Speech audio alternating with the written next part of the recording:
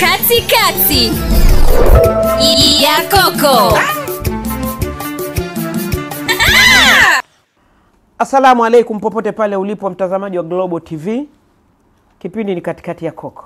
Kipindi adhimu kabisa cha Kiswahili kinazungumzia masuala ya malezi, ndoa, masuala ya jando na unyago, vitu vingi kadha wa kadha. Leo bwana na mgeni wangu afisa ustawi wa jamii. Mimi naitwa Majejei, sahani ya dongo mwenyewe nachakana kuzeeka na maua yangu.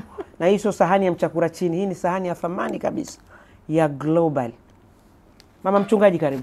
Asante sana. Bwana mimi nimefurahi kwanza bwana, watu wa Mungu bwana si mmoja tu.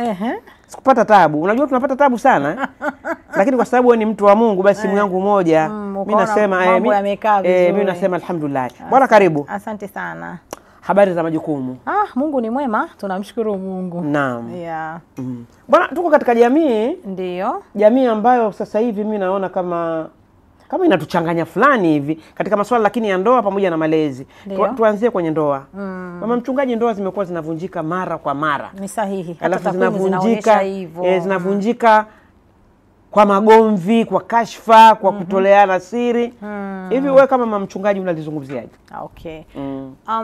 Kwanza ni ukweli. Lazima kwanza tukubaliane na huo ukweli kwamba ndoa sasa hivi ziko kwenye wakati mgumu. Na zimekuwa na mambo ya kuvunjika sana. Na huenda tofauti hata ilivyokuwa nyuma kwa wazazi wetu. Sasa viko vitu kadha wa kadha ambavyo vinasababisha ambavyo mwanaume anasababisha na mwanamke anasababisha kufanya hiyo ndoa ivunjike. Kwa hiyo ni kwanza lazima tukubaliane na ukweli kwamba ni kweli sasa hivi ndoa zinavunjika sana. Nini mwarobaini? Marubaini kwanza turudi tu kwenye uhalisia. Kule wa nyuma kule ambako wazazi wetu namna ambavyo waliishi. Unajua kuna vitu hatuwezi kuvibadilisha. Ni kweli. Na vitabaki pale pale. Mwanamke atabaki kuwa mwanamke na mwanaume asimame kama mwanaume. Mwanaume akisimama kwenye nafasi yake kama mwanaume, ndoa itaenda. Na hata hizi mambo ya kugombana, talaka kwa sana, kushindwa kulea watoto kutapungua. Mwanamke naye asimame kwenye nafasi yake ya kama mke. Na hivi vitu viko kimaadili, hivi vitu viko kiimani. Na tutakubaliana kwamba pande zote mbili au tuseme dini zote kama sisi wa Kristo lakini pia nyinyi Waislamu mnakubaliana kabisa kwamba mwanamke akikaa kwenye ndoa wajibu wake ni upi? Ni kweli. Kwa mfano dini zote zinakubali kwamba mwanamke akikaa kwenye ndoa ana wajibu wa kumheshimu mume wake. Ana wajibu wa kumstahi mume wake. Ana wajibu wa kumtii mume wake. Dini zote mbili. Mimi ni afisa maendeleo ya jamii na ninafanya pia research, ninaandika vitabu, ninaongea, ninafundisha, kwa hiyo ninafanya research pia. Dini pia ya Kiislamu inamtaka mwanaume aistahi familia yake, amstahi mke wake, amuheshimu, umeona, na ampende. Au niko tofauti? Uko sawa. Lakini sasa tumeona labda hii 50-50 imekuja kutuvuruga kwa sababu wanawake sasa hivi wanajielewa, wana vipato. Sasa tumeona kile kipato kile mwanamke anataka na yeye ajione yuko juu kuliko mwanaume. Hii nao unaizungumziaje? Kwa sababu wanawake wengi sasa hivi wengi hawaheshimu waume zao. Ni sahihi. Kwa sababu yeye ana kipato lazima, yani ana kipato kumshinda mume wake. Kwa hiyo heshima inakuwa ni ndogo. Ili nalo kama mama mchungaji unalizungumziaje nani? Ni sahihi kabisa. Kwanza tukubali kwamba pia ulimwengu umebadilika. Ulimwengu umebadilika kwa maana ya kwamba zamani bibi zetu, mama zetu kulikuwa hakuna mambo ya Instagram. Ni kweli. Kulikuwa hakuna mambo ya Facebook, kulikuwa hakuna mambo ya Twitter, hakuna sehemu ambazo wale wamama walikuwa wanapata information kuhusiana na ndoa, kuhusiana na maisha. Yani alikuwa anafundishwa kwenye unyago au wa kiume sipini kwenye jando. Yani jando na unyago ndio ilikuwa asili ya watu kujifunza. Umeona? Na au bibi anakuita. Mimi nakumbuka hata kipindi nimevunja ungo, bibi yangu ananiita, ananiambia mjukuu wangu, sasa hivi umevunja ungo, inatakiwa iwe hivi, wanaume wasifanye hivi. Yani unaelekezwa. Kwa hiyo ni nyuma tulikuwa tunaelekezwa. Kwa hiyo tulikuwa na sosi chache, tulikuwa na maeneo machache sana ambayo tunaweza tukapata maelezo kuhusu maisha au kuhusu ndoa. Na ndio hivyo hata binti alikuwa akitaka kuolewa, anafundishwa na wamama watu wazima, wanamuelekeza. Sasa hivi hata ukiletewa binti umfunde, anaweza kukufunda wewe. Anajua kila kitu. Kwa sababu kila kitu kiko kwenye mitandao. Kwa hiyo akitaka kujifunza ndoa bora ikoje anaikuta kwenye mtandao. Kwa muktadha huu sasa mama mchungaji turejee kwenye jando na unyago. Turejee kwenye jando na unyago. Ikibidi. Hatujachelewa. sijui, lakini mimi ninaona kama kulikuwa na utulivu kipindi kile, kwamba watu walikuwa kuna watu maalum walioaminiwa kufundisha kwenye jamii. Tofauti na sasa hivi, unakuta sasa hivi kila mtu ni mwalimu. Mtu amekaa kwenye ndoa mwaka mmoja na yeye anajiita mwalimu wa mahusiano na malezi, mwalimu wa ndoa. Kwa hiyo kwa sababu kumekuwa na haki ya kila mtu kuongea. Lakini sasa fikiria mtu ana mwaka mmoja kwenye ndoa au hata ana miaka 3 kwenye ndoa, anafundisha nini kuhusu ndoa? Tuambiane ukweli. Anafundisha nini? Hakuna anachofundisha. Hawezi, na atakachokuwa anaongea ataongea mambo ya mahaba tu. Atasema ndoa nzuri, mumeo akija muda wote mkande kande. Lakini mimi nimekaa mwaka wa 21, kuna saa jamaa japokuwa ni mchungaji anaingia hata salamu hakupi. Ametingwa huko na yeye ana mambo yake. Kwa hiyo nimeshajifunza kwamba kwenye ndoa pia kuna changamoto. Umenielewa kwenye ndoa kuna siku mtu anakuwa hajisikii vizuri. Kuna kugombana kwenye ndoa, kuna kuhitilafiana. Sasa yule hawezi kuvisema hivyo. Kwa hiyo akiwa anafundisha, atawaeleza wale wasichana wanaomsikiliza au wale wanaume wanaomsikiliza, anatoa upande mmoja. Upande wa pili anauficha. Kwa sababu na ni kweli sio anauficha, haujui. Kwa hiyo kwanza pia hata waongeaji, mimi nafikiri tupunguze. Yaani sio kila mtu amekaa kwenye ndoa chini ya miaka 10. Yaani kama umekaa kwenye ndoa hujatimiza miaka 10 huna haki ya kuongea. Ni kweli. Kwa sababu hata changamoto za ndoa hujaingia. Na kwenye ndoa kuna vipindi. Kuna kipindi kile cha kwanza ambacho ni kipindi cha upendo mwingi, kinaanzia ule usiku ule wa honeymoon, watu kama walioana vizuri wanaenda pale mpaka miaka 3 hivi, miaka 4, majina mazuri watu wanaitana, baby, honey, sweetie nini, kipindi kile. Sasa huyo mtu akikaa akafundisha atatuambia habari za kile kipindi cha kwanza. Lakini nikwambie kuna kipindi kile crying season kile kinaanzaga mara nyingi mwaka wa 4 au wa 5 mpaka mwaka wa 15 wa ndoa. Mambo ni kama meli iko inatikiswa, yani iko baharini inayumba, inapigwa. Umeshajua ukweli kuhusu huyo mtu hicho kipindi. Kama ni muongo umejua tabia zake. Kama ni mchoyo umejua tabia zake. Kama ni mpole pia umejua. Sasa hiki kipindi waga watu wakivuka salama, ndio baadaye unashangaa wakiingia kwenye kile kipindi cha 3 ambacho tunaitaga ni peace season, cha amani. Unaona mtu anasema yani mimi wa kwangu hata afanye nini mimi nimeshamjua. Ndio pale Waswahili wanasema yani mazoea ni mazuri kushinda mapenzi. Yani pale ndio sasa mmeshapita misukosuko yote. Sasa mmeshazoeana, sasa ndio mnajuana. Yani umeshajua. Hata kuna muda anaweza akarudi tu asiseme, ukimwangalia tu usoni unajua huyu baba fulani huko alikotoka sio salama. Ni kweli. Alafu unamjua. Yes, alafu umeshachekecha, umeshajiambia hapa mvua inyeshe.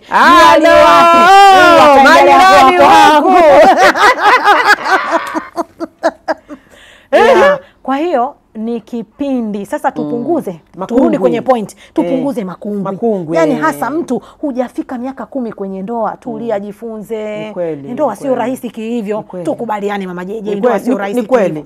Ni kweli. Tupunguze waongeaji. Kwa hiyo hata tusiwape pressure watoto wetu. Sasa mama mchungaji, wanapunguzwa vipi hawa wasemaji? Si ndio habari inawafikia huko, ndio maana Global mpo. Mtu akisikiliza hichi kipindi anajiongeza tu kwamba jamani, mimi hapa nina miaka 3 kwenye ndoa 5, haya mambo ni yaache. Mimi nikae nijifunze. Au labda wasemaji nyie makungu wamekuwa na bei ghali. Kwa hiyo ndio maana kila mtu nyie mmekuwa na bei kubwa, labda 300,000, 400,000 mpaka 500,000 mpaka milioni huko. Hasa wanamtafuta mtu wa bei rahisi. Labda na nyie upande wenu punguzeni bei. Alafu sasa naomba tuweke tu vizuri. Mimi nadhani wala sio issue ya bei. Na sio issue ya bei na kwanza kila mtu anajua anataka nini. Hicho ni kitu cha muhimu sana. Sio unajua kuna mtu anataka flavor ya kwangu mimi Betty Chalo kwa sababu anavyonifahamu. Lakini kuna mtu anataka flavor ya mtu mwingine kulingana. Kwa mfano mimi nikikaa nikimfunda mwanamke wa Kikristo nitaongea naye iko hivi. Akikutaka mama JJ atakutaka labda mwanamke wa Kiislamu anayetaka kuwa na ndoa yenye nidhamu na ya adabu. Kwa hiyo sio issue ya makungwi, ni issue ya wale watu ambao hajakaa kwenye ndoa muda wa kutosha. Na wengine unakuta hata yeye hana ndoa alafu anapiga kelele kuhusu ndoa. Hilo nao mimi naona haijakaa sawa. Wanatuvuruga sana. Mimi naona haijakaa sawa. Wanaivuruga jamii. Kwa hiyo mimi nafikiri tupunguze waongeaji wamekuwa wengi. Waongeaji wamekuwa wengi. Ndicho ninachodhani. Na rika pia. Na rika la uongeaji pia. Jamani. Kuna mtu unaweza kwenda katika labda kitchen party tunaenda mara kwa mara. Wakia anakuja kungwi la bibi harusi hapa. Kinakuja kijisikiana. Mpaka tena mnajishika shavu hivi mnaangalia. Mnaona aibu kwamba mtoto huyu ana miaka 5 kwenye ndoa 4 atatwambia nini. Hana au sengine kamshika mume wa mtu tu vizuri anaonekana yupo dari. Ndio inavyokuwa. Ni kweli nakuelewa kabisa. Kwa sababu kamshika mume wa mtu mtu kamshika barabara, anaonekana huyu hodari, akimfundisha huyu yale anamfanyia huyo mume wa mtu, huyu atatulia. Ngoja nikwambie mama JJ, mimi ni Mkristo na umeshasema mimi ni mama mchungaji. Hata kwenye vitabu vyetu vitakatifu sisi Biblia inasema wanawake watu wazima wawatie akili wanawake vijana kuhusiana na ndoa. Ndio Biblia inavyoongea. Kwa hiyo kiukweli uzima huwa ni dawa. Mtu yani yuko above 40 ameshafikia zaidi ya 40 ana haki ya kusema. Lakini mtu ana miaka 25 mpaka 30 anaongea ndoa zina changamoto, anajitikisa. Wewe unazijua. Wewe ukikutana na changamoto anapiga samasoti pale, anafanya vitu vya vibweka pale watu. Na watu wanaenda kumtunza. Tuachane na hilo mama mchungaji. Mama mchungaji, kuna baadhi ya wanaume ndio tumeona mtingishiko sasa hivi katika mitandao ya kijamii, manake vitu vyetu tunaona kupitia katika mitandao ya kijamii. Yes, jamii ndio. Tumeona ndoa ambazo zinavunjika, watu wanatoleana siri. Tena siri mpaka za chumbani, siri mpaka za kitandani. Tumeona mpaka watu wanafanya masimango kwa vitu ambavyo wamenunuliana katika kipindi cha mapenzi. Mama mchungaji, nalo tunaliweka katika engo gani? Okay. Mimi kwanza ninaona sio ustaarabu. Sio ustaarabu vile vitu ambavyo mlivifanya kwa pamoja kipindi mkiwa na furaha, alafu leo kwa sababu mmeshindwa kuendelea kuvianza kuvisema huko mbele ya watu wengine. Mimi nafikiri ustaarabu, na tena kwa mfano kama mwanaume anafanya hivyo, yani anakuwa hajitambui sana. Kwa sababu mimi naamini yani wanaume ni pamoja na kutulia. Yani mwanaume huwa anakomana vitu yani kwamba sawa. Kwa sababu alipokuwa anamnunulia alikuwa hakutuambia kwamba jamani mimi kwa mapenzi anayonipa huyu ndio maana nimeamua nimnunulie gari. Mbona hukusema? Sasa leo yameharibika unaanza kumnyanyasa. Kwamba sijui nimemnunulia hiki, nimemnunulia mavazi mazuri. Hayatuhusu. Mama mchungaji, nataka uongee na wanaume. Sawa. Nataka uongee na wanaume hapa wakuelewe katika kipengele hicho. Kwa sababu naona kama hajakaa sawa, kwa sababu na yeye mwanamke kuna vitu vingi venye furaha ambavyo alikufanyia. Yani alikufanyia wewe ndio ukawiwa kumnunulia hivyo. Exactly. Yani kuna vitu ulifurahishwa naye, ndio maana ukajikuta umefanya vile. Na ulifanya ukiwa na akili zako timamu, na ulifanya ukiwa na mapenzi yako. Sasa kwa nini leo vimeharibika eti ndio unakuja kutuambia huku mtaani nilimnunulia na hiki, nilimfanyia na hiki? Yani wanaume unakataa hivyo. Yani mwanaume ambaye ni gentleman, wazungu wanasema, hawezi kufanya mambo kama hayo. Hawezi. Ndio ile kanunua gari alipoachana kampokonya. Sio vizuri, sio vizuri, haipendezi. Alafu na hizi siri sasa. Ndio. Hizi siri. Mama mchungaji, unaona mtungi huu? Ndio. Tumesheheni vitu vya kiasili hapa na kila kitu kina maana. Sahihi. Maana Waswahili kuna msemo wanasema siri ya mtungi haijuae kata. Sio neno la wasiwasi, lilikuwa linamaanisha. Sawa. Ina maana huu mtungi una kata yake, vijana ndani watundu wamevunja kata hiyo. Hii kata hii ikiingia ndani ya mtungi, vitu ambavyo unakutana navyo huko yenyewe ndio inajua. Na ndio mwanaume na mwanamke ndio wanapokaa wawe na vifua yale mambo mnaofanyiana pamoja. Acheni ni ya kwenu. Sisi wengine hatuna haki ya kuyajua. Ndio maana ya siri ya mtungi haijuae kata. Mtu anaweza kaona hivi akaona kila kitu kimekaa kwa maana yake hapa. Siri ya mtungi haijuae kata. Kwa hiyo wanaume nao wanatakiwa wawe na vifua. Na hata wanawake nao wawe na, kwa sababu mama JJ unajua hata kuna wanawake wamevunja ndoa zao kwa kutokuwa wasiri wa yale mambo ambayo waume zao wanawafanyia. Kwa hiyo mtu anajieleza mimi mume wangu anafanyia hiki unayemwambia yeye mwenyewe hana mume naye anatamani kufanyia. Anatamani yale unaofanyia. Kwani kuna mtu hatamani kufanywa mambo mazuri? Kila mtu anatamani, kila mtu ana roho bwana, anapenda mambo mazuri. Kwa hiyo mimi ninachokiomba wanaume wawe na vifua, lakini wanawake pia tuwe na vifua. Yale mnayofanyiana katika hali ya mapenzi yaishie pale pale. Na hata ikitokea watu mnaachana, jamani, kuachana sio magomvi. Ni kweli. Tunzianeni zile siri, kwa sababu wengine unakuta hata mmeshazaa na watoto. Na kama hamjazaa, as long as tulijua wewe ni mke wake au ni mume wake, mmelala kitanda kimoja, lazima muheshimiane kabisa. Kila mmoja na siri za mwenzie. Ni sahihi kabisa. Ndio siri ya mtungi ajuae kata. Asante. Asante. Mama mchungaji, tumekuwa na zao ambalo watoto wetu sisi hawapiki. Sahihi. Na wanaume wanapenda kula. Ni kweli. Na mwanaume ili awe na hizo muscles na nini lazima apikiwe. Hebu tuzungumze na watoto wa kike. Maana sasa hivi kuna wimbi. Mtoto wa kike akitaka kuolewa kuna view wanasikia baadhi vya siri. Wanapelekwa huko, wanafundi. Yaani anataka kuolewa. Na sio tu hivyo, mama na mwingine hata mzazi anakuletea mimi nafundisha. mzazi anakuambia bwana mtoto wangu anataka kuolewa, naomba nimlete amie kwako akae wiki nzima, umfundishe usafi, mfundishe mapishi, mfundishe kumtii.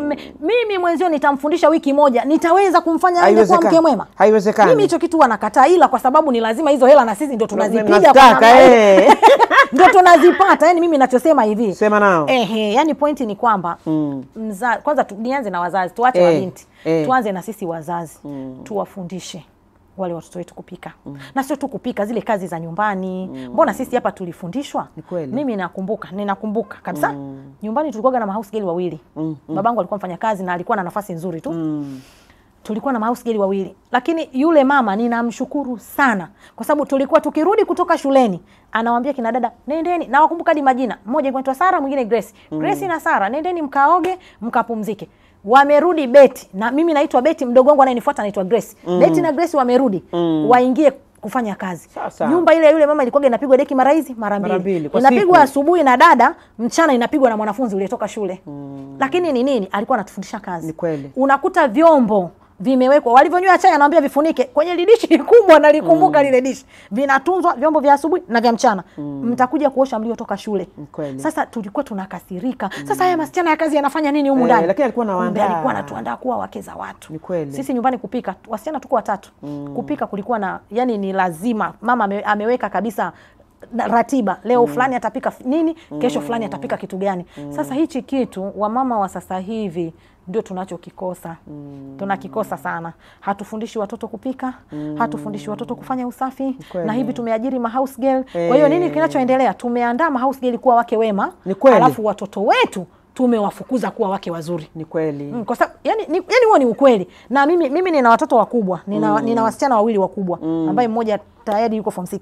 Wakirudi likizo, huwa ninawaambia kipindi ambacho nyinyi hampo, huyu dada nimemfundisha sana kuwa mke mwema. Kwa hiyo nawaomba sasa hivi mtasaidiana kazi na dada. Naweka ratiba. Fulani siku ataamka asubuhi, kama leo utaamka wewe utaosha vyombo au utadeki. Mwingine atafanya hivi, na ninampunguzia sana dada kipindi cha likizo kazi. Kwa sababu ninataka na hao wa kwangu wajifunze. Ni kweli. Na tusipofanya hivyo, kwa sababu wanashinda huko mashuleni, ambayo ni sawa, ni sahihi waende shuleni wakakae huko boarding wasome. Lakini jamani, maisha ni zaidi ya shule. Ni kweli. Maisha ni zaidi ya shule.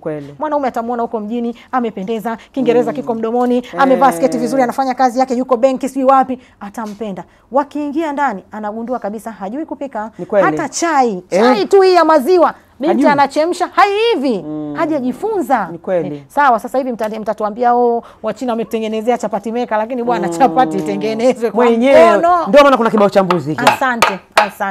Chapati itengenezwe. Afu kuna raha ile tu ya kusukuma. Na nikwambie, huwezi kufanya vizuri kama hujawahi kujifunza. Hata hivyo vya kupikia sio rice cooker. Huwezi kupika wali mzuri kwenye rice cooker kama hujajifunza ule bwana wa kupikia kwenye mkaa. Asante mama mchungaji. Umeona? Kwa hiyo ni vizuri tuwafundishe.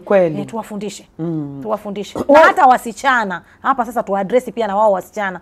Tamani kujua kupika, kujua usafi, chumba kinatandikwaje. Jamani, hata unajua chumba kinatandikwa tu, chumba chenyewe kinatandikwa kwa vipimo. Sio mtu anatupia tu shuka pap. Alafu lingine limeenda hivi. Kama kumbe kitanda kinatandikwa kwa vipimo. Bwana, kitanda kinatandikwa kwa vipimo. Asante. Lazima shuka huku na huku liende sawa. Unapochomeka huku unacho hivyo.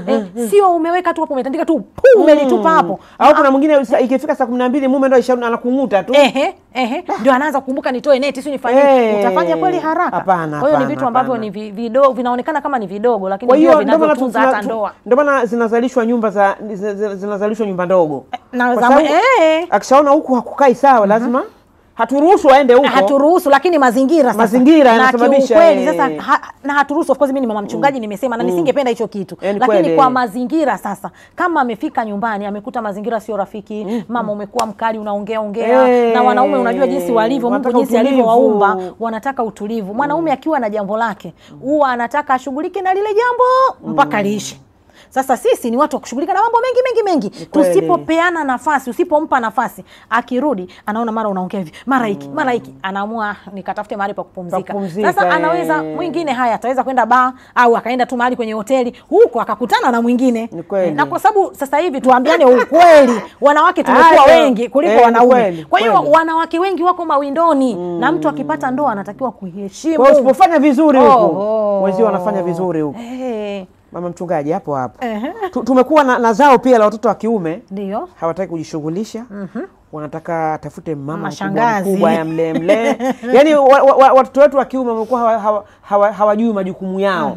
Na hata akioa mke wake nyumbani, yale majukumu hajui namna ya kuishi na mke. Kabisa, hajui kuhudumia mkewe, hajui kuhudumia watoto, hajui kuhudumia familia kwa ujumla. Ili nalo mama mchungaji tuelewe katika nafasi gani? Hivi unajua, ngoja nikuulize swali mama JJ. Wali ukiwa umepikwa mtamu, wali ule ukiula wali mtamu ule umekuwa nazi ule, umekuwa mtamu, unampongeza mpishi au unaupongeza wali? Unampongeza mpishi. Mpishi. Kwa hiyo tunarudi nyuma wa baba. Baba zao sasa kwa sababu hawa, niliwahi kumsikia profesa mmoja alikuwa anaongea akasema wazee wa zamani ambao hawakusoma hawajui hata elimu ni nini, lakini waliwasaidia na walitengeneza wanaume wanaojitambua. Lakini leo wanaume wasomi wameshindwa kutengeneza wanaume ambao watajisimamia kuwa wababa. Kwa hiyo tunarudi, shida iko kwa kina baba ambao sasa ndio wanatutengenezea hawa vijana. Kuna namna hawajasimamiwa hawa vijana. Watu nafikiri tunaishi kwenye ulimwengu ambao umekuwa bize sana. Wazazi wanaingia na kutoka. Mzazi anafikiri kuwa baba mzuri ni kumpeleka shule nzuri mtoto, kulipa ada, kuhakikisha ana nguo nzuri, lakini hajui kwamba kwa namna anavyoishi pale, kwanza jinsi anavyoishi kwa adabu na mama, anavyoishi kwa adabu na mama yake, anamtengeneza huyu mtoto kuwa mwanaume, kujitambua kwamba mwanaume anatakiwa awe hivi. Mimi huwa ninasema, hata jana kuna mtu nilikuwa naongea naye, nikamwambia mimi babangu mimi alikuwa, yani baba yangu bado yuko hai. Yani ni miongoni mwa wanaume ambao huwa ninawaadimaya. Baba akirudi nyumbani yuko na mfuko. Ameleta mfuko una kilo ya nyama, sijui una ndizi, mimi nimeishi sana Mbeya. Una ndizi, sijui una maparachichi. Yani ni mwanaume ambaye kwa hiyo anajua jukumu lake. Hivyo mimi mamangu mpaka leo hajui kwenda sokoni akanunua sijui michele sijui mumewe ananunua anavileta ndani. Umenielewa Kwa hiyo huyu mwanamke kazi yake ni kuvipika na kuhakikisha vinakaa vizuri. Sasa hawa watoto wa kiume kwa nini wamefikia huko? Hawajaambiwa na kufundishwa kwamba kuwa mwanaume sio kulelewa. Kwa sababu ngoja nikwambie, unajua athari ya mwanaume hata kama sio tu mshangazi amepata mwanamke ambaye amemzidi kipato. Mimi kwa mfano nina mdogo wangu, akiniambia ninaoa msichana aliyenizidi kipato, nitamwambia uko tayari kwenda kuwa mnyenyekevu? Bwana Mashaka vipi? Habari ya siku bwana. Mbona kwenye ofisi za mikopo tena ndugu yangu? Ndugu yangu Clever, mikopo inanitoa roho. Vipi wewe kwenye madini? Mimi niliachana na hiyo kazi, maana kwanza mgodi uko mbali sana. Alafu gharama za uendeshaji mitambo kwa dizeli zilikuwa juu mno. Ndugu yangu pole sana. Kweli tulipata shida kwa muda, lakini tulipoletewa nishati ya umeme na serikali ya awamu ya 6, imekuwa ni suluhisho kwa changamoto zote hizi. Serikali ya awamu ya 6 kupitia REA imefanya kazi kubwa kuleta umeme hadi mgodini. Sasa hivi hatutumii tena mafuta. Mashine zinafanya kazi ya kuchota maji na mchanga kwa ufanisi mkubwa. Gharama za uendeshaji zimeshuka. Tunatumia teknolojia nzuri kwa unafuu. Na watendaji wanafanya kazi kwa furaha, na nisikufiche ndugu yangu, pesa tunapata. Unatufikia nishati ni maendeleo. Umewaka unatufikia. Tangazo hili limeletwa kwenu na wakala wa nishati vijijini REA.